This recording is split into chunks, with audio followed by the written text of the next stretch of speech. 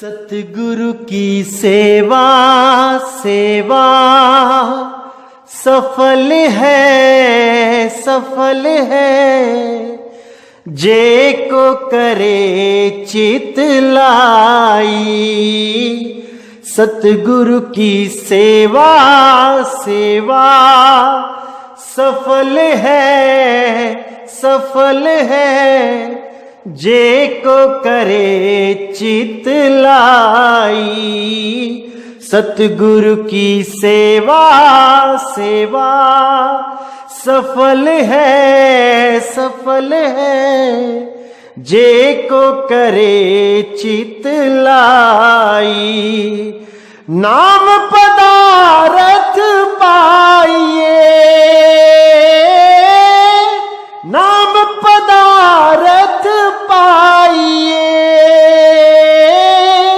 अचित बसे मन आए। सतगुरु की सेवा सेवा सफल है जे को करे चित लाई। सतगुरु की सेवा सेवा सफल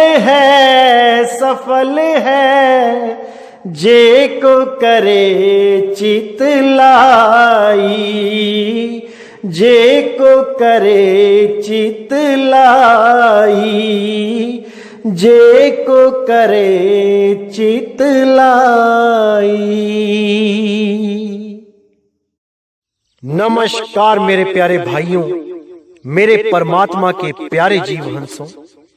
मैं बंदी छोड़ से यही अरदास करता हूं कि आप सब मेरे भाइयों का विवेक पहले से ज्यादा और ज्यादा से ज्यादा बढ़ता ही जाए और ऐसी कोई दुविधा ना रहे जो मेरे भाइयों के मन में 1% भी घर कर पाए। हर चीज बिल्कुल क्रिस्टल क्लियर होती चली जाए, एक एक चीज आपके समझ में आने लग जाए। मैं बस यही अरदास करता हूं उस मालिक से कि मेरे भाइयों का जन्म सफल हो जाए।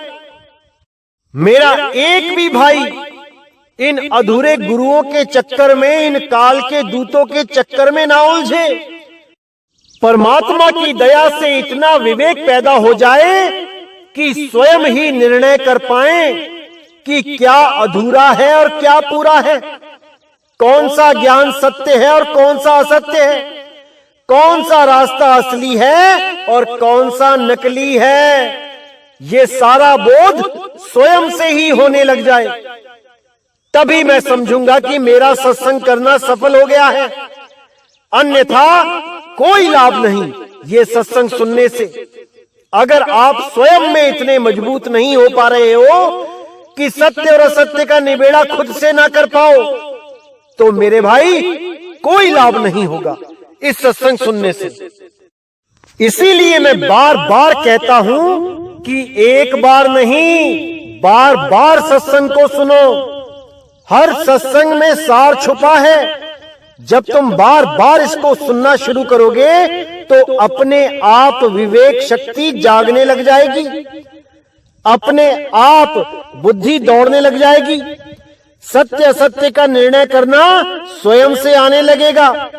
जब विवेक जागेगा तब, और जब एक बार विवेक जाग गया फिर मेरे भाई तुम्हें उलझाने वाला इस पूरे ब्रह्मांड में कोई माई का लाल पैदा नहीं होगा।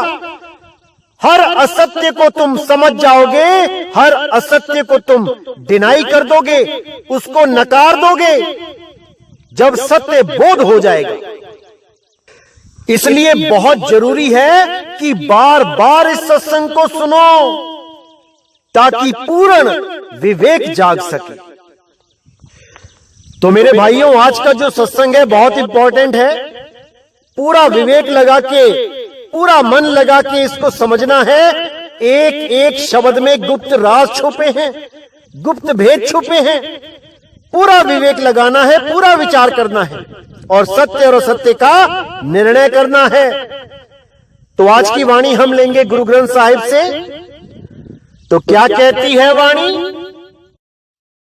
सतगुरु की सेवा सफल है, जे को करे चितलाई। नाम पदार्थ पाइए, अचिंत बसै मनि आई। तो वाणी कहती है कि सतगुरु की सेवा सफल है। कौन से सतगुरु की? यहां परमात्मा का जिक्र किया जा रहा है कि सतगुरु यानी परमात्मा की सेवा सफल है। जे को करे चितलाई, अगर कोई उसको सच्चे मन से करता है, पूरा मन लगा के करता है, तो सतगुरु की सेवा सदा सदा सफल है। लेकिन सतगुरु की सेवा कैसे करें? परमात्मा को तो देखा ही नहीं, परमात्मा को तो जाना ही नहीं, कैसे कर सकते हैं उसकी सेवा? तो आपको बताना चाहूंगा कि परमात्मा की सेवा केवल दो प्रकार से हो सकती है। सबसे पहले तो स्वयं भक्ति करो, भजन करो, मालिक की बंदगी करो। पहली सेवा तो ये है। और दूसरी सेवा है परमात्मा के नाम का प्रचार करो। जो रास्ता हमें संतों फकीरों ने बताया है, उस रास्ते का प्रचार करो। लोगों को भरम जाल से निकालो, उनको सत्य का रास्ता बताओ जो आपको सतगुरु के द्वारा प्राप्त हुआ है। उस परमात्मा की असीम कृपा हुई है तो आपको ये सत्य का रास्ता मिला है। अब जो आपको सत्य का रास्ता मिला है, ये आपने दूसरों को भी बताना है, तभी उस मालिक की सच्ची सेवा हो सकती है। जैसे बाबा नानक ने, जब उनको सत्य ज्ञान प्राप्त हो गया बेई नदी पे, जिंदा बाबा के रूप में जब परमात्मा उनको मिले, तब उन्होंने सब कुछ छोड़ के केवल जीवों के कल्याण के लिए कन्याकुमारी से लेके अरब देश तक प्रचार किया। प्रचार करने में उनको बहुत सी तकलीफें भी झेलनी पड़ी, लेकिन उन्होंने प्रचार के लिए हर तकलीफ को मंजूर कर लिया, रब के भाने में रहना सीख लिया और तन मन धन अपने परमात्मा के प्रचार में लगा दिया। अब वही काम हमने करना है।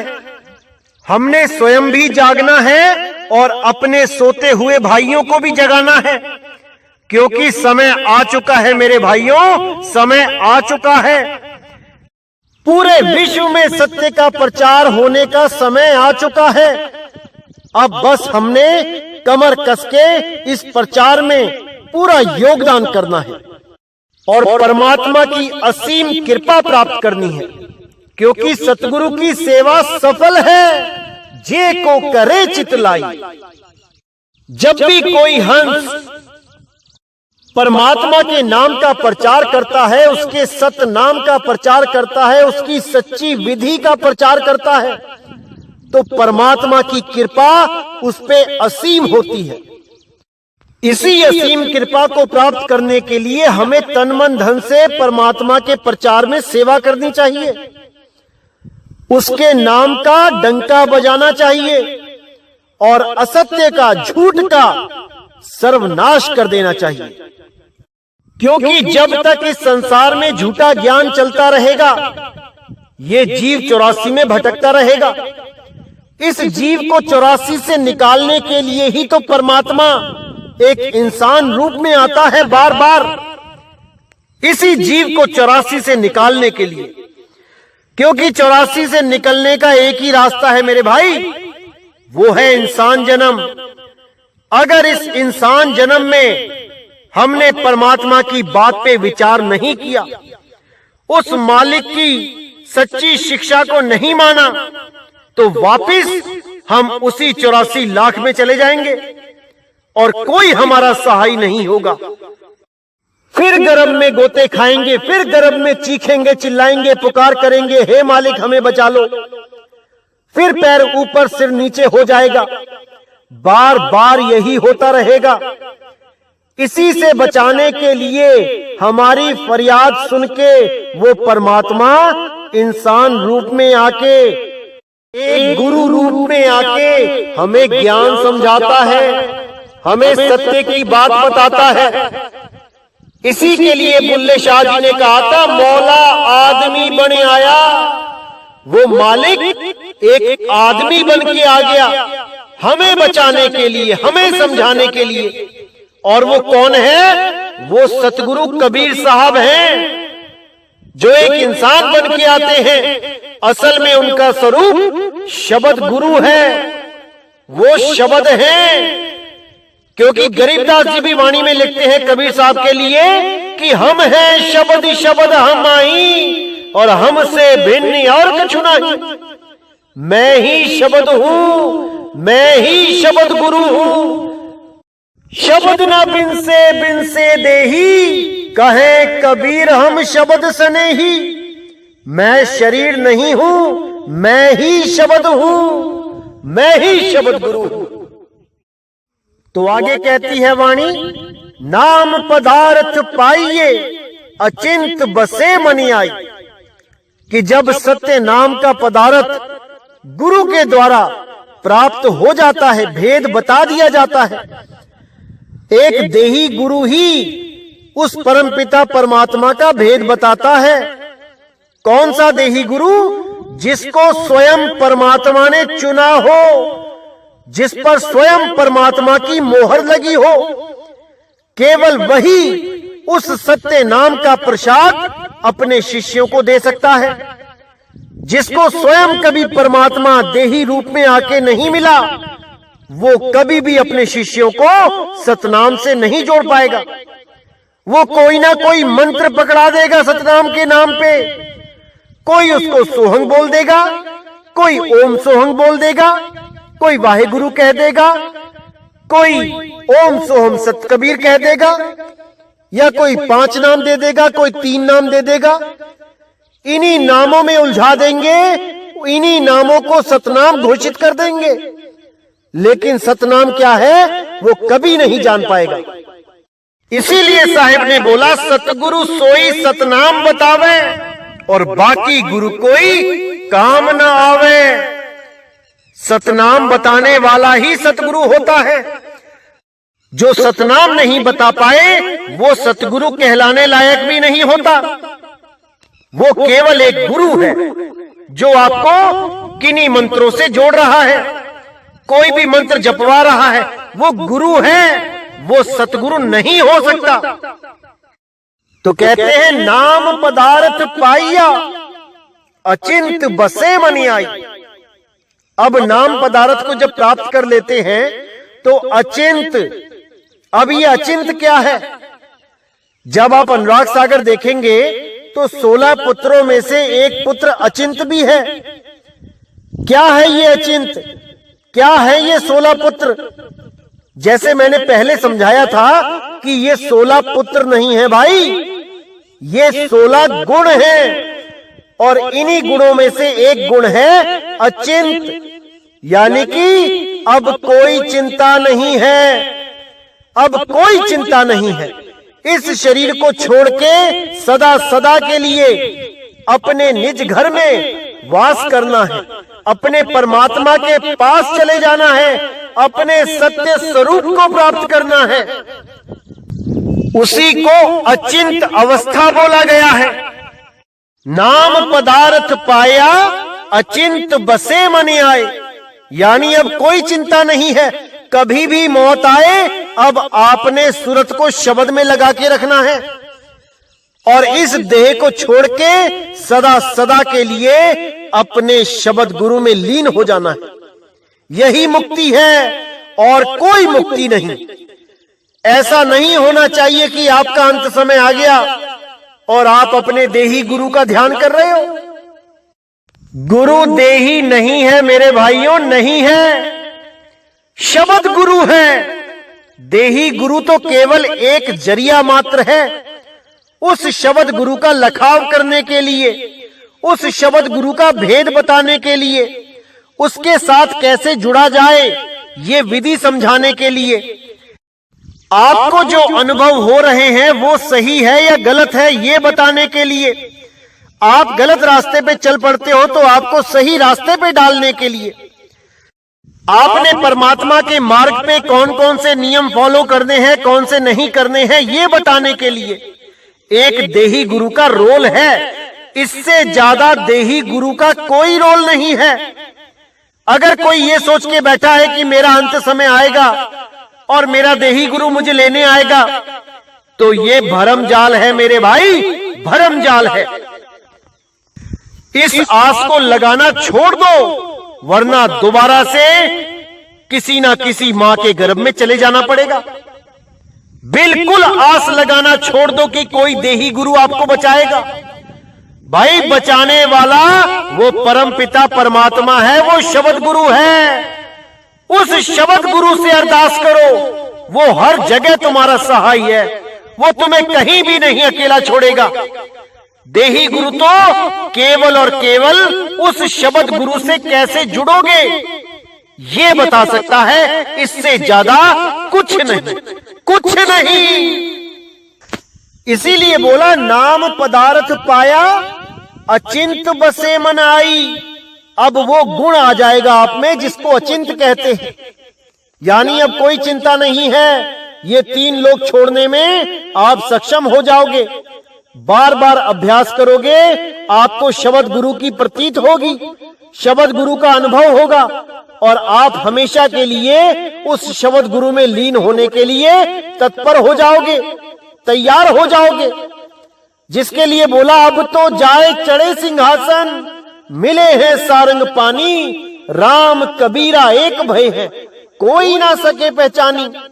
यही अवस्था आपकी हो जाएगी। आप भी उस शब्द गुरु में मिलके एकाकार हो जाओगे। जिसके लिए साहिब ने बिल्कुल क्लियर कह दिया, तो ही मोही मोही तो ही अंतर कैसा। आप एक ही हो जाओगे, सदा सदा के लिए एक हो जाओगे। तो आगे कहते हैं जन्म मरण दुख कटिए, हौ में ममता जाई, उत्तम पदवी पाइए, सच्चे रहे समाई।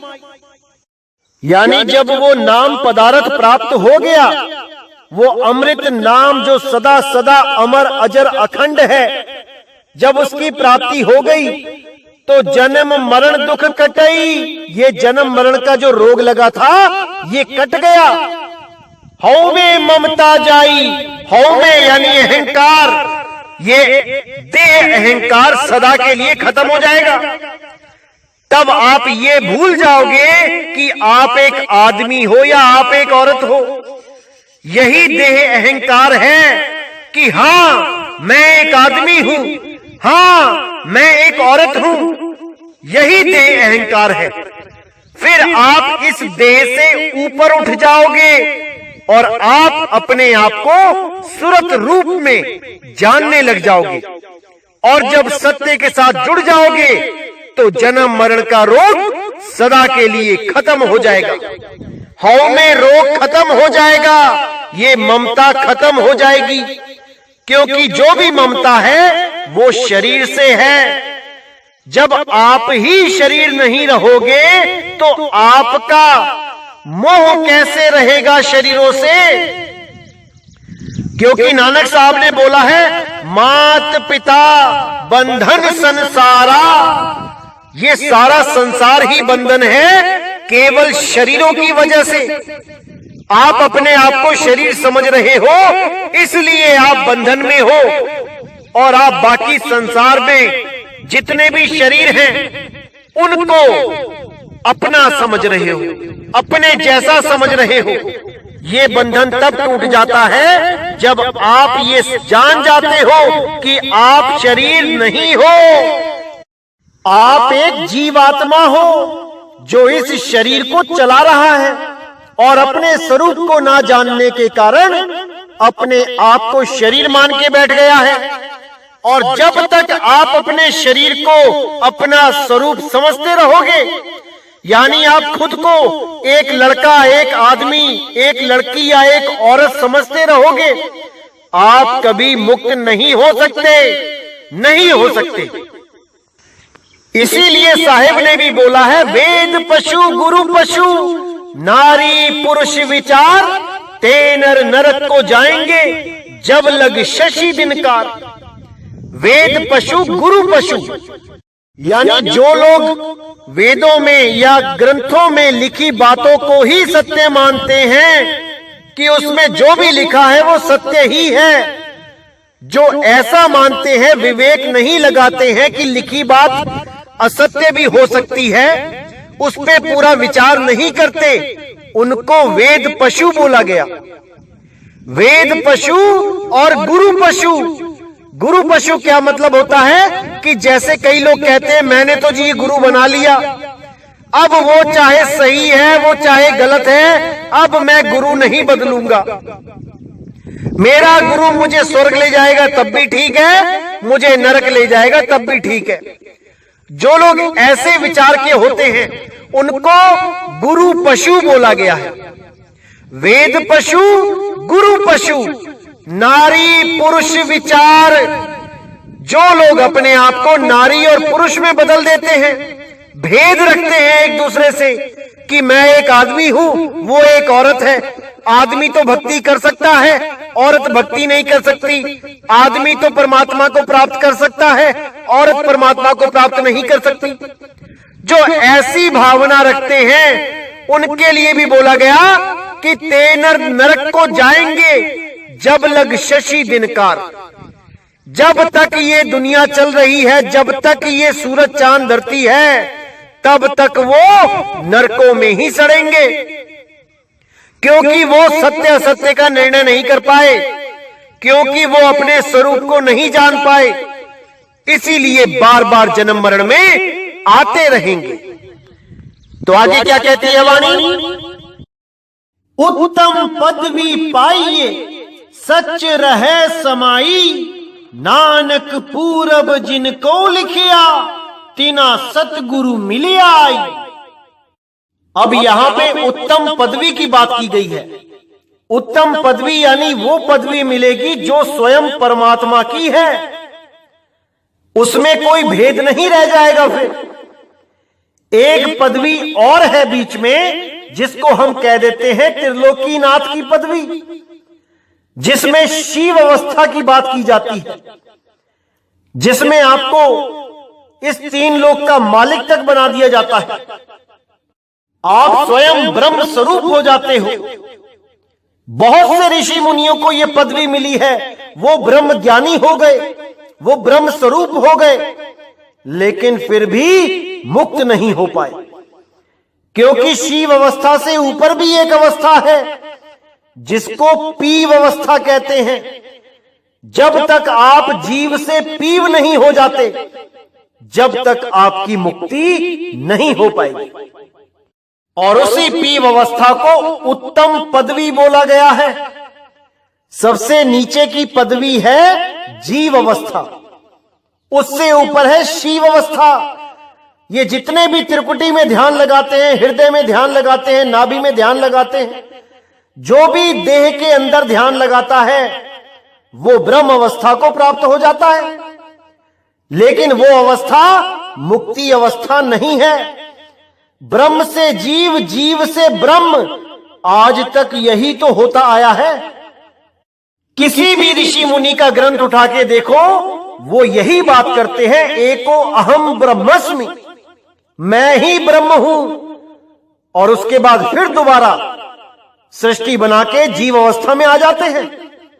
कोई भी ऋषि मुनि किसी भी ग्रंथ को उठा के देख लो, यहां केवल कबीर साहब ने बताया कि जीव अवस्था से ऊपर ब्रह्म अवस्था है, ब्रह्म से ऊपर भी पार ब्रह्म अवस्था है। अरे ब्रह्म बड़ा की जहां से आया, वेद बड़ा की जिन निर्माया, ई मन बड़ा की जेहि मन माना, राम बड़ा की राम ही जाना।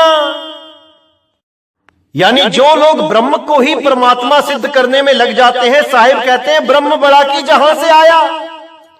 ये ब्रह्म अवस्था बड़ी है जिसने सृष्टि बना दी, या वो अवस्था बड़ी है जहां पर सृष्टि कभी नहीं बनती, मुक्त अवस्था। उसको जानो, अगर उसको जान लिया तो दोबारा सृष्टि में नहीं आओगे। ब्रह्म बड़ा की जहां से आया, वेद बड़ा की जिन निर्माया। अरे वेदों से बड़ा वो है जिन्होंने वेद लिखे हैं, जिन्होंने अपना अनुभव लिखा है। उसको जानो, किसने लिखे हैं? आत्मदेव ने लिखे हैं। उस आत्म स्वरूप को जानो। ये मन बड़ा कि जेहि मन माना, राम बड़ा कि राम ही जाना। ये मन बड़ा है जो भाग रहा है, जो वस्तुओं के पीछे भाग रहा है, दुनियावी चीजों के पीछे भाग रहा है। ये मन बड़ा है या वो मन बड़ा है जो स्थिर हो चुका है, जिसको कोई विचलित नहीं कर पा रहा। राम बड़ा कि राम ही जाना। ये दो अक्षर जो हिंदी के अक्षर हैं, रा और मां, ये बड़े हैं या जिसने इसको लिखा है? जिसने इन 52 अक्षरों की खोज करके दो अक्षर को निकाल के राम नाम लिखा है, वो बड़ा है। विचार करना पड़ेगा, क्योंकि जितने भी भगवानों के नाम हैं, जितने भी अल्लाह गॉड वाहे गुरु के नाम हैं, ये सब 52 अक्षरी नाम हैं, जिसके लिए गुरु ग्रंथ साहब में भी बोला गया, 52 आखर लोक त्रय सब कुछ नहीं माही। इस 3 लोक में जो कुछ भी दिख रहा है वो सब 52 में लिखा जा सकता है। ये आखर खिर जाएंगे, वो आखर इनमें नाही। ये सब अक्षर एक दिन खिर जाएंगे, खत्म हो जाएंगे, लेकिन वो अक्षर, वो आदि अक्षर इन 52 अक्षरों में नहीं है। उसको जानना है भेदी गुरु से। जब उसका भेद मिल जाता है तब रास्ता बिल्कुल क्लियर हो जाता है। फिर 52 अक्षरों से पीछा छूट जाता है। 52 आखर जीव आधारा, आदि अक्षर जीभ्या से न्यारा। ताही को सत सिमरन कहिए, सिमर सिमर नरोतरो पारा। उसका सिमरन करो जो 52 से परे है, जो कृत्रिम नाम नहीं है, जो असल नाम है। कृत्रिम नाम कथे तेरे जिहिबा, सत्य नाम तेरा परा पुरबला। वो तेरा सतनाम, वो परा पुरबला है। उसके जैसा महान कोई नहीं, केवल वही है जो साधना के योग्य है, जो प्रभु भक्ति के योग्य है। उसको छोड़ के जितने भी नाम हैं, ये सब 52 अक्षरों में आते हैं, मैन मेड हैं, इंसानों के द्वारा बनाए गए हैं। क्योंकि एक समय ऐसा था जब कोई अक्षर नहीं था इस दुनिया में। हर आदमी ऐसा जीवन जीता था जैसे जानवर जीते हैं। जैसे जानवर खाते हैं, पीते हैं, घूमते हैं, ऐसे ही इंसान भी रहता था। धीरे धीरे धीरे तरक्की करता हुआ अक्षरों की खोज कर बैठा, और उसके बाद अपने सारे भगवानों के नाम भी अक्षरों में ही डाल दिए, और उसके बाद इन्हीं अक्षरों का जाप करने लगा और सोचने लगा कि मुझे मुक्ति मिल जाएगी। यही 52 अक्षर उसके बंधन के कारण बन गए। इन्हीं 52 अक्षरों से डोरा टूटेगा तभी बात बनेगी मेरे भाई। जब 52 का टूटे डोरा, सहजे छूटे काल झकोरा। फिर नहीं आए फिर नहीं जाए, सार शब्द में रहे समाए। उस सार शब्द में सदा सदा के लिए समा जाएगी ये सुरता, और हमेशा के लिए मुक्त हो जाएगी। अरे सुरत समाए शब्द में, वाको काल न खाए। उसके बाद ये ब्रह्म के जाल से निकल जाएगी। दोबारा सृष्टि नहीं बनेगी, कभी नहीं बनेगी। इसीलिए वाणी कहती है, उत्तम पदवी पाइए, सच रहे समाई। उस सच में सदा के लिए समा जाओगे, कोई जुदा नहीं कर पाएगा। नानक पूरब जिनको लिखिया, तिन सतगुरु मिलिया आए। अब यहां बहुत गुप्त भेद है, इसको अच्छी तरह समझना पड़ेगा। जितना विवेक है लगा दो और इसका निबेड़ा कर दो। बिल्कुल क्लियर लिखा है कि नानक पूरब जिनको लिखिया, यानी कि जिसके भागों में पहले लिख दिया गया है कि इसको परमात्मा मिलेगा, केवल उसी को परमात्मा आके मिलता है, और उसी के द्वारा पंथ चलाया जाता है। उसी जीव के द्वारा परमात्मा का गुणगान गवाया जाता है, पूरे संसार में प्रचार करवाया जाता है। जैसे नानक साहिब को मिले परमात्मा बेई नदी पे जिंदा बाबा के नाम से, दादू जी को मिले बूढ़ा बाबा के नाम से, गरीबदास जी को मिले सत कबीर के नाम से, मदन साहिब को मिले राधापति के नाम से, धर्मदास जी को मिले जिंदा कबीर के नाम से, और भी बहुत से संतों को अलग अलग नाम से मिले, और उन्हीं के द्वारा पंथों की स्थापना की गई। उनको गुरु पद देके आगे शिष्य बनाने की आज्ञा दी गई, और परमपिता परमात्मा से जोड़ने के लिए इन संतों को चुना गया। इसीलिए आज इनके नाम पे बड़े बड़े पंथ चल रहे हैं। इसी प्रकार जिस भी जीव को मालिक के नाम के प्रचार के लिए चुना जाता है, ये सब पहले से ही लिखा हुआ है उसकी किस्मत में, क्योंकि कोई भी जीव ऐसा कर्म नहीं कर सकता जिसका फल ये हो कि परमात्मा आके मिले। ऐसा कोई कर्म ही नहीं है। ये परमात्मा केवल दया करके मिलता है। वही इस जीव के भाग में लिख देता है कि भाई तुझे मैं मिलूंगा, अन्यथा परमात्मा किसी को नहीं मिलता। तो इसीलिए जो भी गुरु सत्य का प्रचार करता है, जिसको स्वयं परमात्मा ने आके दर्शन देके सत्य का भेद बताया हो, हमें उस गुरु के साथ जुड़ जाना चाहिए। उसके द्वारा हमारा भी कल्याण हो जाएगा, ना कि हमें इंतजार करना चाहिए कि कोई परमात्मा आके हमें मिलेगा। भाई परमात्मा तब मिलता है जब पंथ चलाना होता है। परमात्मा एक जीव को चुन के उसके द्वारा लाखों जीवों का कल्याण करता है, ना कि एक एक आदमी को आके मिलता है वो। इस गलत फहमी में नहीं रहना है भाई, नहीं तो ये अनमोल मनुष्य जन्म ऐसे ही बर्बाद हो जाएगा। क्योंकि बहुत से मेरे भाई ये इंतजार कर रहे हैं कि हम किसी देही गुरु से नाम नहीं लेंगे, हमें तो सीधे परमात्मा आएगा बचाने। ये बिल्कुल वो कहानी हो जाती है जैसे एक बार एक आदमी डूब रहा था, उसने भगवान से अरदास किया, भगवान मुझे बचाओ, मैंने आपकी इतनी पूजा करी है, मुझे लेने आओ। इतने में एक कश्ती आती है, उसमें एक आदमी बैठा होता है और वो कहता है आजा भाई चढ़ जा, किश्ती पे चढ़ जा। वो कहता है नहीं, भगवान मुझे लेने आएंगे, मैं तुम्हारी किश्ती पे नहीं चढ़ना चाहता। वो दोबारा कहता है आजा भाई डूब जाएगा, पर वो आदमी नहीं चढ़ता। वो तीसरी बार कहता है, वो आदमी फिर भी नहीं चढ़ता, तो वो किश्ती लेके वापस चला जाता है। अब वो बंदा जब डूब जाता है और भगवान के पास पहुंचता है, तब भगवान को कहता है कि हे भगवान, मैंने आपकी इतनी भक्ति करी, इतनी पूजा करी, जब मेरा बुरा वक्त आया तो आप मुझे बचाने क्यों नहीं आए? तो भगवान कहते हैं अरे भाई, तुझे बचाने के लिए ही तो मैंने वो आदमी भेजा था, लेकिन तू मौका चूक गया।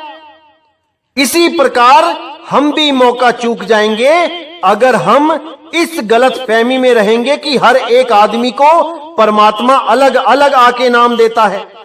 ऐसा नहीं होता है भाई, वरना धर्मदास जी को कभी ये ना कहते कि प्रथमे शिष्य होवन जो आई, ताको पान दियो तुम भाई। तुम बोला यहां पे कि तुम दोगे, मैं नहीं। जो भी इस सत्संग को सुन के आएगा उसको तुमने नाम देना है, लेकिन जिसको तुम नाम दे दोगे उसकी संभाल मैं करूंगा, क्योंकि तुम उसको अपना नाम नहीं मेरा नाम दोगे, और 52 अक्षरी नाम नहीं, सार नाम दोगे, सार शब्द लिखाओगे। इसलिए मेरे भाइयों, समय रहते चेत जाओ, समय रहते जाग जाओ। एक बार समय निकल गया तो ये वापस नहीं आएगा, कभी नहीं आएगा। इसीलिए बार बार समझा रहा हूं कि मेरे भाइयों जाग जाओ, होश कर लो, सत्य असत्य का निर्णय कर लो। एक बार अगर ये इंसान जन्म चला गया तो 1,84 में गोता खाना पड़ेगा। तो मेरे भाइयों पूरा विवेक लगाओ, पूरा विचार करो, सत्य सत्य का निर्णय करो। आपने स्वयं ही करना है, कोई आपकी मदद नहीं करने वाला। दूसरों पे भरोसा करोगे भी तो केवल धोखा मिलेगा। अपनी विवेक शक्ति पे पूरा यकीन करो। इतना ज्यादा विवेकी हो जाओ कि कोई भ्रमित ना कर पाए आपको। तब समझना कि आपका इंसानी जन्म सफल हो जाएगा। तो आज का सत्संग यहीं समाप्त करते हैं और पूरी उम्मीद करता हूं कि आपको हर चीज समझ में आ रही है। तो अब मुझे विदा करें। बोलिए सतगुरु बंदी छोड़ सतगुरु सत्य कबीर साहिब की सदा ही जय हो, सदा ही जय हो। मेरे मालिक की साहिब बंदगी सतनाम।